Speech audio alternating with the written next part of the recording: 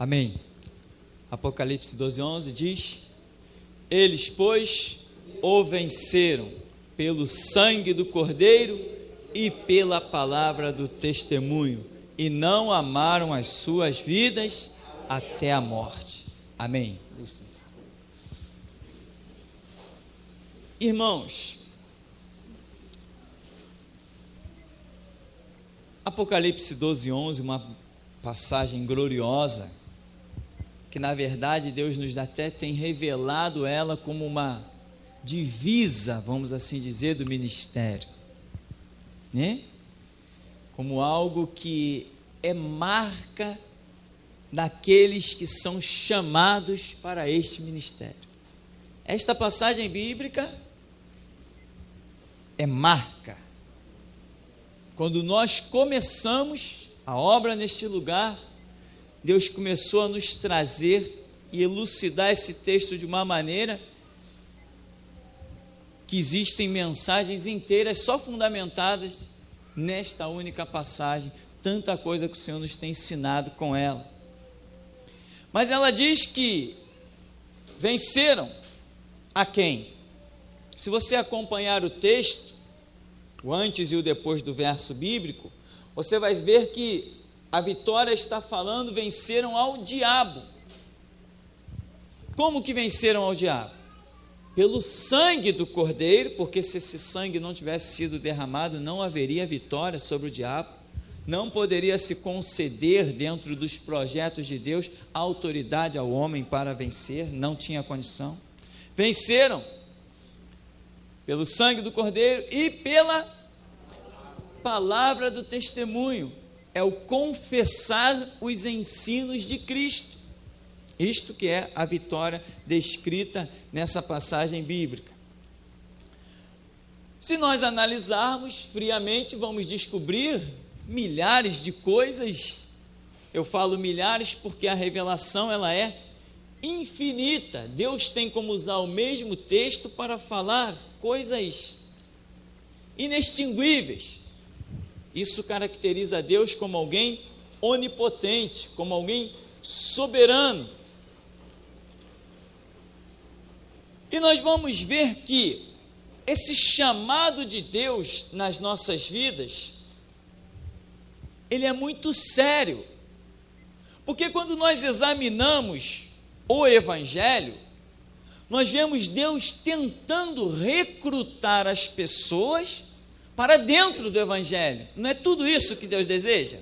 É tudo isso. E quando a pessoa não dá ouvidos a isso, como é que fica a história? Como Deus vai tratar com essa pessoa? A Bíblia já mostra como vai tratar, e às vezes falar nisso é até constrangedor, porque a verdade de como Deus vai tratar com aqueles que rejeitaram o seu Evangelho é o mais extremo possível. É tão mais duro que o ser humano nem consegue imaginar. Não consegue imaginar.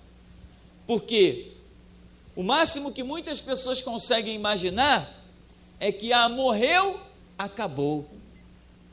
Pois para quem rejeita o Evangelho, não é morreu, acabou. Morreu, começou. Começou um sofrimento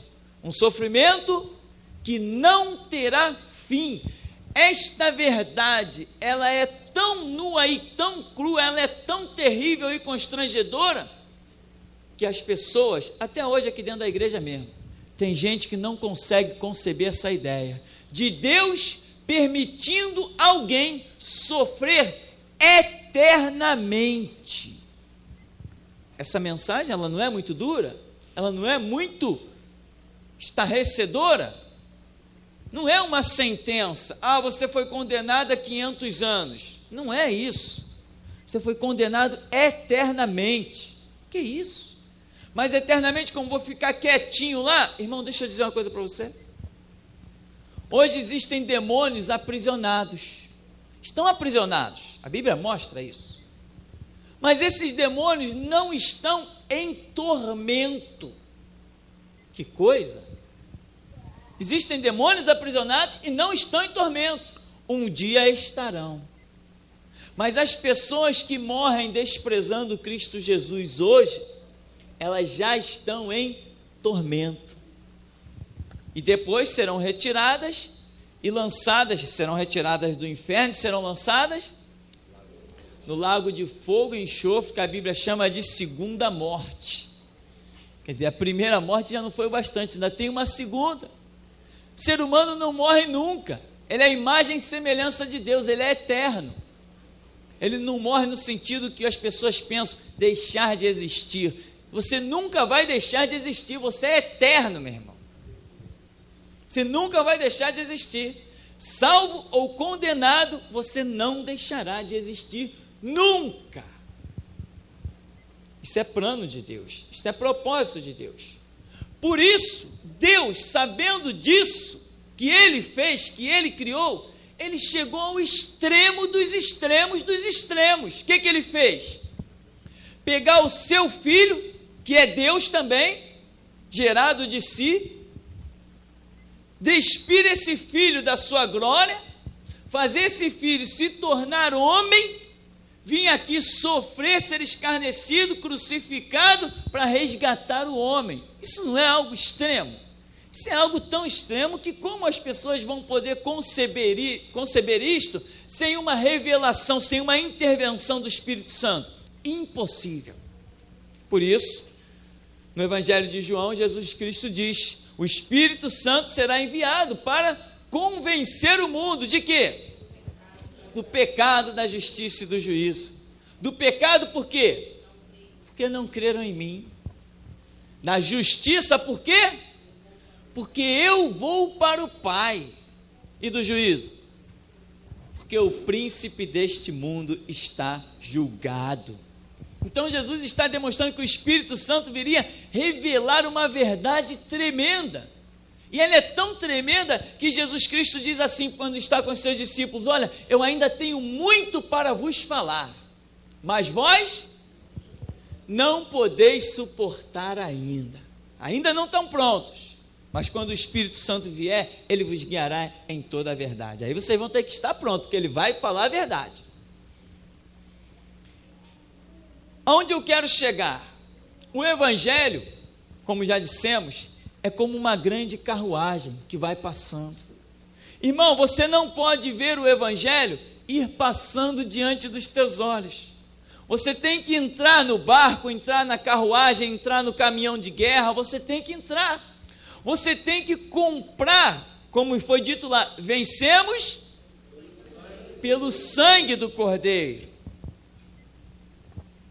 E vencemos pela palavra do testemunho. Você tem que comprar isso. Você tem que encampar sobre a sua vida isto. Se você não encampar isto sobre a sua vida, o Evangelho ele passa de você. Já falamos. Mas eu estou na igreja. Isso não interessa. O que vão dizer que você é uma bênção por estar na igreja, em outros lugares, não é aqui. Aqui você não vai dizer: irmão, você entrou pelas portas, tu és um abençoado. Não, você entrou pelas portas para Deus te dar uma oportunidade, abraça ela. Aqui é isso que nós dizemos. Então, meu irmão, o Evangelho, presta atenção, Jesus Cristo veio dividir a história, não veio? Mas a principal história que ele dividiu não é a história mundial que ele hoje usa como referência. As pessoas usam, os estudiosos, antes de Cristo, depois de Cristo, tantos milhares de anos antes de Cristo, tantas centenas de anos depois de Cristo. Esse não é o interesse de Jesus, não é esse tipo de história que ele quer dividir. Ele quer dividir a sua e a minha história. Quando nós olhamos para trás e dizemos assim: o que eu era antes de Cristo, um lixo, e o que eu sou hoje em Cristo Jesus. Esta é a história que ele veio dividir. Aí ele diz assim: a um discípulo não cabe ser maior do que o seu Senhor, maior do que o seu mestre. Mas ele diz: cabe ao discípulo ser igual ao seu mestre. Ou seja, nós vamos ser iguais a Jesus como? Vamos também ter que dividir a história da vida de outros. Mas como isso? Não deixando que o Evangelho passe de diante de você. como esse hino maravilhoso que eu fico em êxtase quando é cantado, eu vejo a minha história dentro desse hino. Que não seja preciso que se levante outra geração, porque quantas já se levantaram? Quantas? As coisas que Deus tem falado em nosso meio, eu fico assim, estarrecendo, meu Deus, então o Senhor não estava procurando nenhum super-homem, não estava procurando nenhum super inteligente, o Senhor estava procurando alguém que simplesmente guardasse a sua palavra, só isso. Ele achou você, Ele dividiu a tua história, e Ele está contando contigo para dividir a história de milhões à frente. O Evangelho é uma carruagem que ele vai passando, e muitas pessoas não estão preocupadas em ser discípulo. O discípulo tem que ser igual ao seu mestre. A carruagem do Evangelho te propõe pisar serpentes e escorpiões e toda a força do diabo, e nada te causará dano algum. Por isso, então, não olhe para a questão da libertação e diga: esse ministério não é para mim. É para você sim. Você tem que pisar na cabeça do diabo. Você foi chamado para isso. Não deixa passar de você isso. Você foi curado por Jesus? Amém. Aleluia. Você tem convicção que Ele cura mesmo? Amém. Ele quer usar essa misericórdia através da sua vida para curar outros e quem sabe serem despertados. Não diga: curar enfermo é um dom não sei para quem, isso não é para mim. É para você sim. Está escrito que tudo é possível ao que crê. Creia. Não deixa passar de você a carruagem do Evangelho. Porque as pessoas, o que nós estamos vendo? Estamos vendo uma nação iludida. Estamos vendo uma nação enganada. Irmãos, na televisão só aparece o cartão postal, mas nos bastidores é que vemos as desgraças. O irmão vai dar o testemunho, está lá o irmão dando testemunho. Vai o outro dar testemunho, está lá dando testemunho. É rádio, televisão, só testemunhos mirabolantes, testemunhos faraônicos, testemunhos maravilhosos, mas nós conhecemos outras pessoas da mesma denominação que não tem nenhum testemunho para contar, só tem desgraça. Mas esses não aparecem, nem para dizer: olha, o irmão aqui está passando por dificuldades, nós estamos convocando todos a orar por ele. Não pode. Não é verdade? O Evangelho é uma carruagem que vai passando. E se você não entrar na grandeza dessa carruagem, meu irmão, você está frito. Olha quantos milhões de almas precisam ser salvas. Você já viu? Não vamos nem falar além das fronteiras, vamos falar só de Rio de Janeiro. Você já viu quantas Babilônias lotadas por aí? Quem vai libertar esse povo? Ah, Deus, faz alguma coisa. Aí Deus está lá de cima: meu servo, faz alguma coisa. O poder do Evangelho está onde? A palavra está perto de ti, na tua boca e no teu coração. O poder do Evangelho está aí, meu irmão. Não olhe para a sua insignificância, olhe para a grandeza do poder de Deus. Se Ele fez uma mula falar, o que Ele não pode fazer comigo? Se eu consagrar os meus lábios a Ele. Se Ele fez Sansão destruir um exército, o que Ele não pode fazer comigo? Se a Bíblia diz que Deus é o mesmo, o Espírito é o mesmo. Não olhe, meu irmão, para o tamanho da guerra, olhe para o tamanho do teu Deus. E o Evangelho vai passando como uma grande carruagem.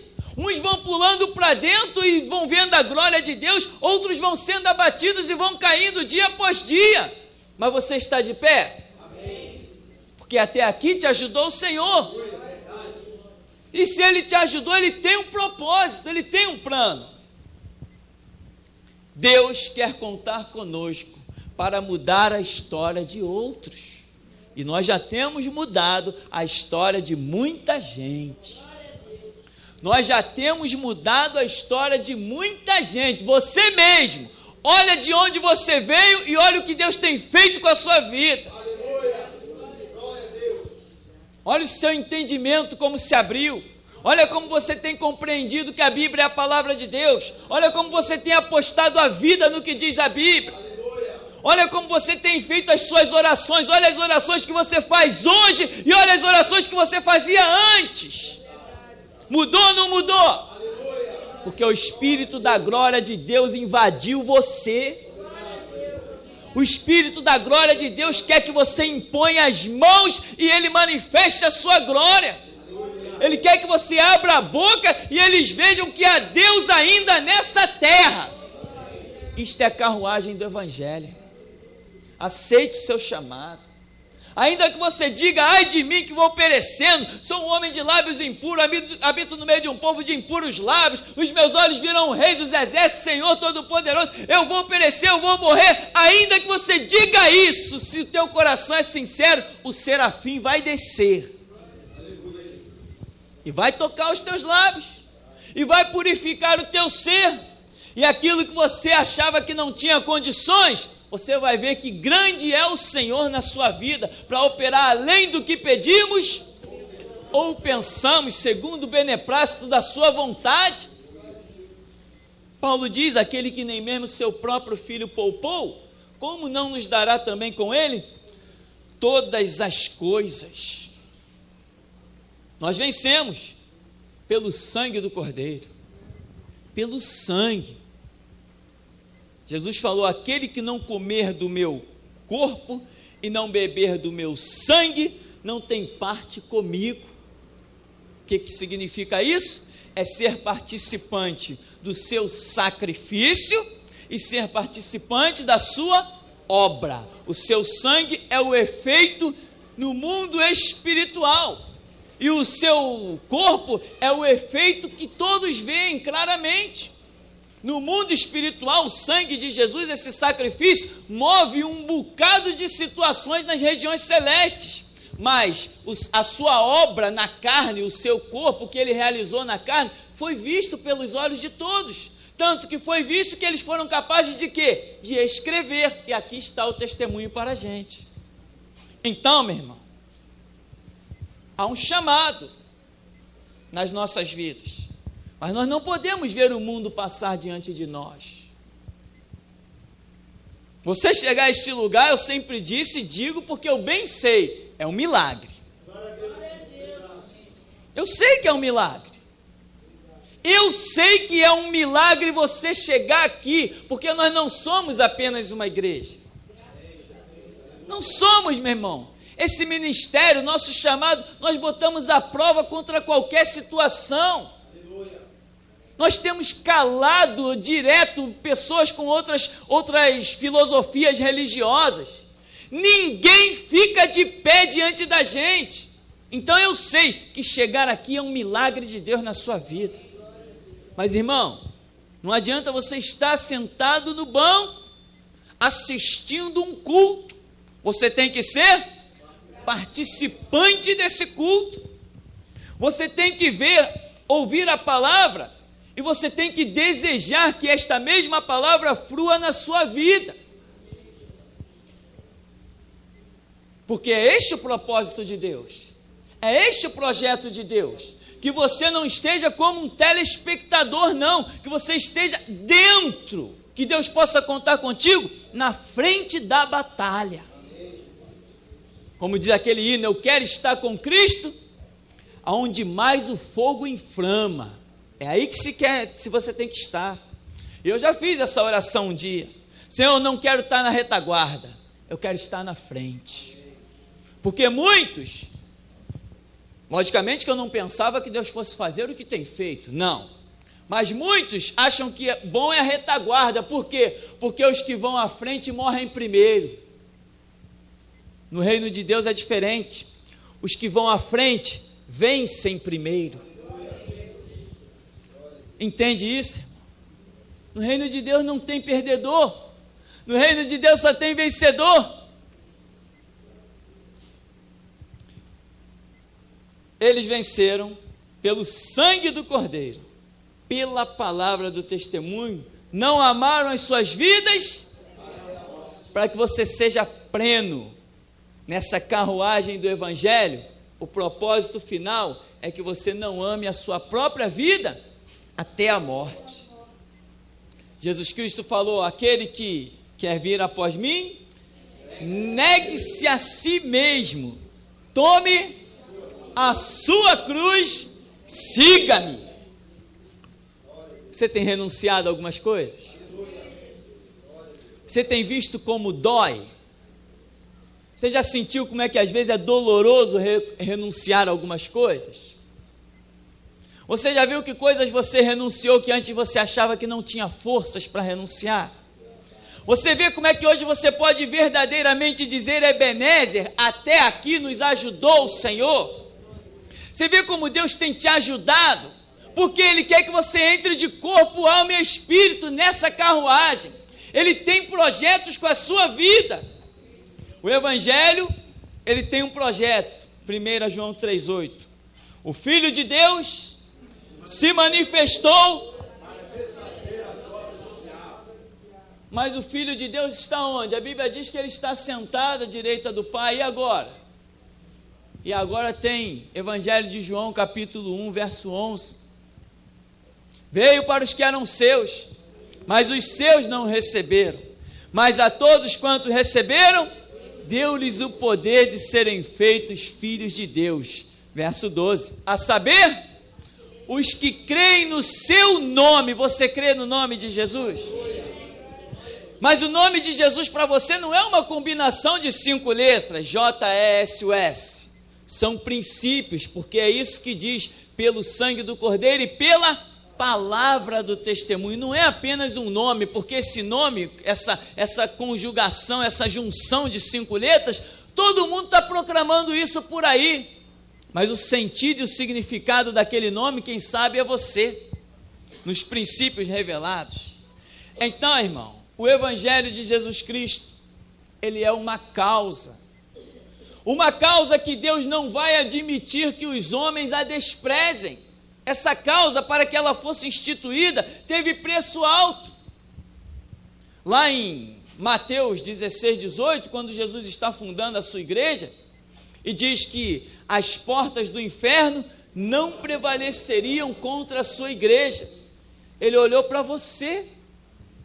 Ele viu você como igreja lá milhares de anos na frente e estava preparando, trabalhando nas regiões celestes, para que hoje, se você disser assim: diabo, sai, essa palavra tem poder. Enfermidade detente, cai por terra, esta palavra tem poder. Deus trabalhou poderosamente nisso. Como? O Verbo se fez carne e habitou entre nós. O martírio, o sacrifício do Getsêmani, as gotas de sangue, o desprezo da sua própria nação, os traumas que uma pessoa naturalmente seria acometida. Jesus suportou tudo isso. Rejeição. Essa carruagem te chama para desfazer as obras do diabo, mudar a história de muitas pessoas.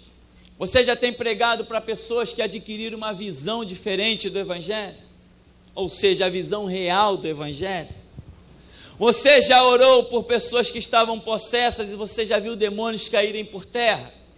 Você já orou por pessoas que estavam enfermas e você já viu essas pessoas se levantarem?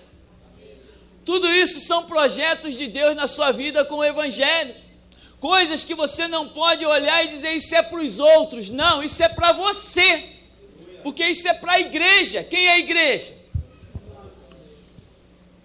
Em Isaías 61 diz que o Espírito do Senhor Deus está sobre mim, porque o Senhor me ungiu para pregar boas novas aos mansos, proclamar libertação aos cativos, apregoar o ano aceitável do Senhor, o dia da vingança do nosso Deus, a consolar todos os tristes. E lá em 2 Coríntios 4,4, Paulo diz que o Deus deste século, que é o diabo, cegou o entendimento dos incrédulos, para que não lhes resplandeça a luz da glória do Evangelho de Jesus Cristo. O Evangelho está na sua vida, meu irmão. Se levanta e faz essa luz brilhar.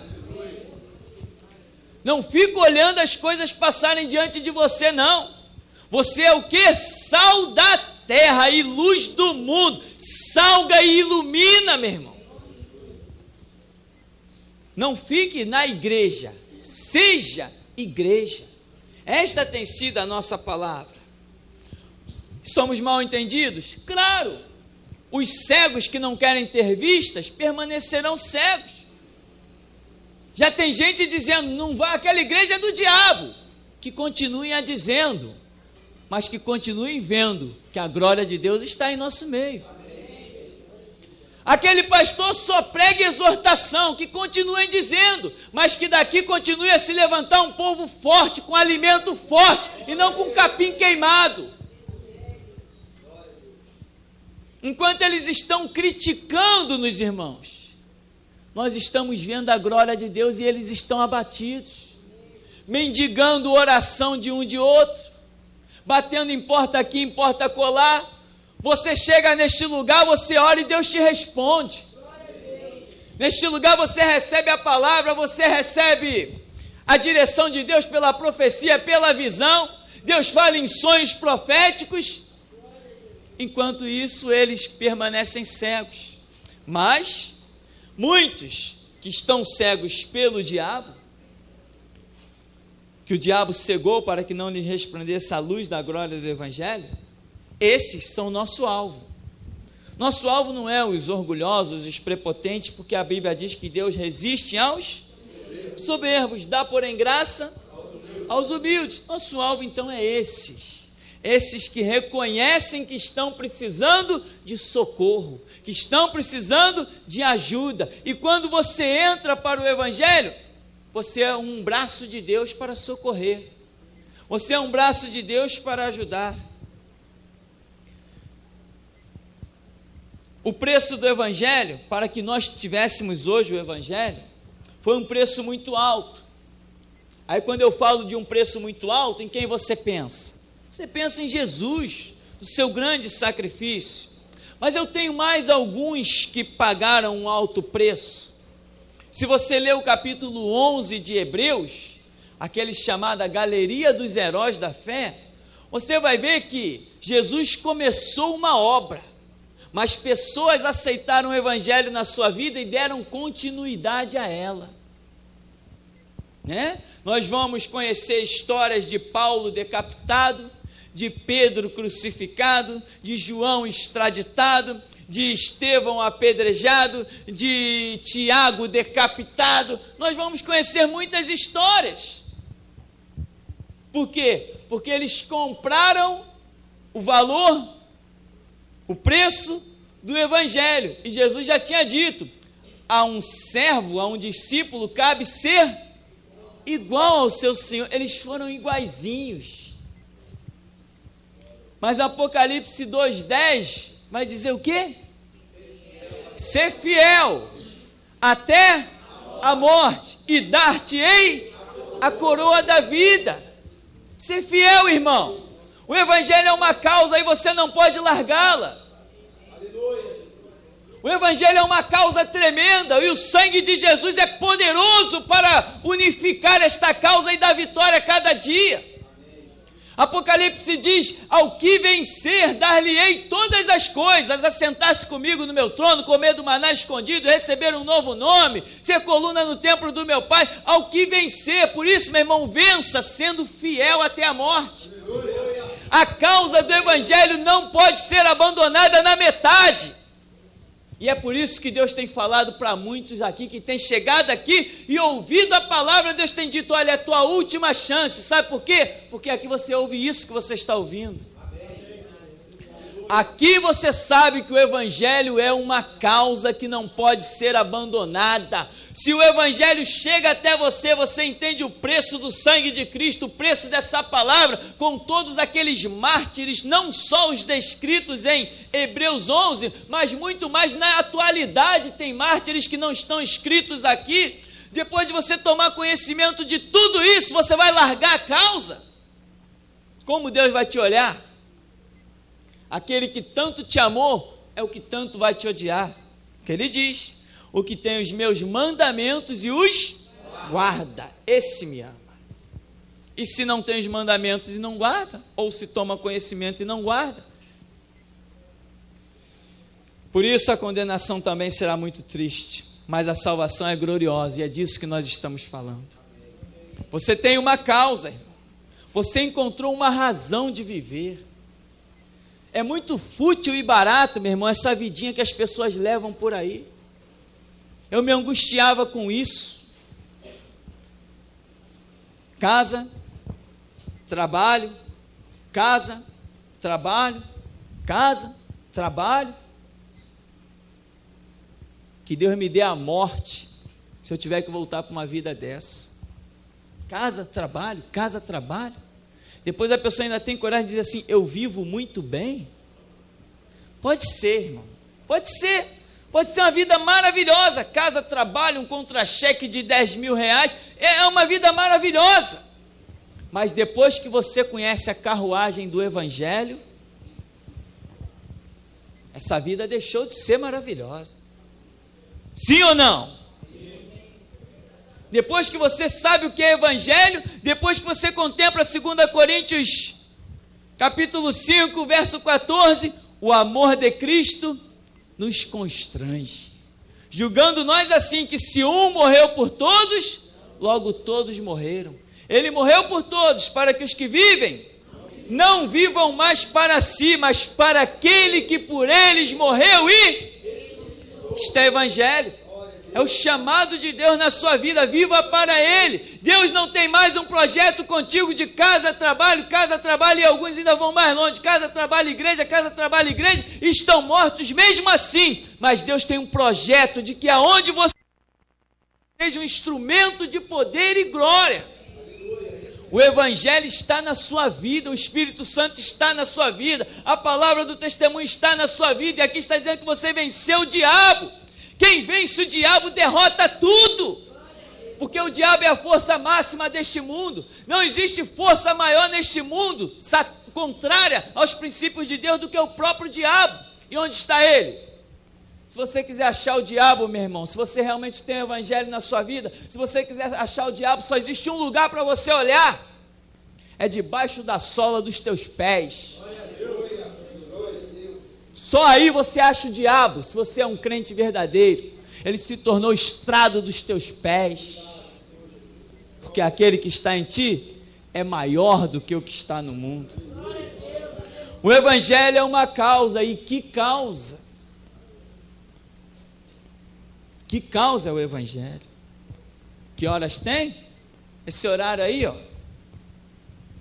Quantos nessa hora, um dia como este, não estava lá escravizado, servindo de cavalo para o diabo, botando um alguidar na esquina cheio de farofa? Olha o que a causa do Evangelho fez contigo. Quantos não estavam lá nesta hora, dando uma velinha para as entidades, um charutinho? Olha o que o Evangelho fez contigo. Quantos não estavam nesta hora dentro de templos esperando para receber a bala ungida, a rosa ungida, o sal ungido? Quantos não estavam? Olha o que o Evangelho fez contigo, meu irmão. Olha como Deus te libertou verdadeiramente, te deu dignidade. Hoje as pessoas olham para você com temor, porque sabem que você serve um Deus vivo. Mas antes, quando você saía com aqueles objetos todos nas suas mãos, as pessoas riam por trás de você, zombavam de você. Assim como hoje, às vezes até sem querer, você zomba dos outros, porque sabe que eles estão em verdadeira desgraça, porque não conheceram o Evangelho, apenas conhecem uma idolatria renovada. Lembra quando você tinha as suas imagens de escultura, os seus santinhos dentro da carteira? E achava que aquilo te protegia? Lembra quando você fazia as orações repetidas? Lembra quando você tinha o terço na mão, para ficar com aquela ladainha? Lembra quando você acendia a vela nos cruzeiros romanos? Olha o que o Evangelho fez contigo. Mudou alguma coisa? Está na hora de nós mudarmos na vida de outros. Como? Deus sabe em que Ele pode contar contigo. A Bíblia diz que Deus não nos deixa ser tentados além do que podemos resistir. E também a Bíblia diz na parábola dos 10 talentos que Deus deu a cada um segundo a sua própria capacidade. Deus não vai te dar algo que você não possa fazer. Deus não te dará um fardo que você não possa carregar. Deus não te dará um instrumento que você não tenha condições de usar. Deus não te pedirá nada que você não possa fazer com paz, alegria e liberdade. Mas para que Ele faça alguma coisa contigo, Ele precisa ouvir de você a mesma coisa que ouviu de Isaías: eis-me aqui, Senhor, envia-me a mim. Amém? Está na hora de Deus levantar muitos perturbadores neste lugar. Muitos. E eu tenho glorificado a Deus porque Ele tem achado. Nós estamos apenas falando para você que o Evangelho é uma causa e você não pode voltar atrás nela. Aliás, Pedro diz que aquele que conheceu a boa palavra, dela se desviou, melhor que não tivesse conhecido. Pois é o provérbio que diz, né? O cão voltou ao próprio vômito e a porca lavada ao espojadouro de lama. Olha como Deus considera alguém que conhece a sua causa e larga. Por isso, meu irmão, duas coisas. Não fique olhando a carruagem do Evangelho passar diante de você, porque ela passa. Ainda que a igreja esteja aqui, o mover é espiritual, ela passa. E se você já entrou nessa carruagem, não pula fora. Prefere a morte, porque está escrito: eles venceram pelo sangue do Cordeiro, pela palavra do testemunho, não amaram as suas vidas até a morte. Amém. Senhor nos abençoe em nome de Jesus.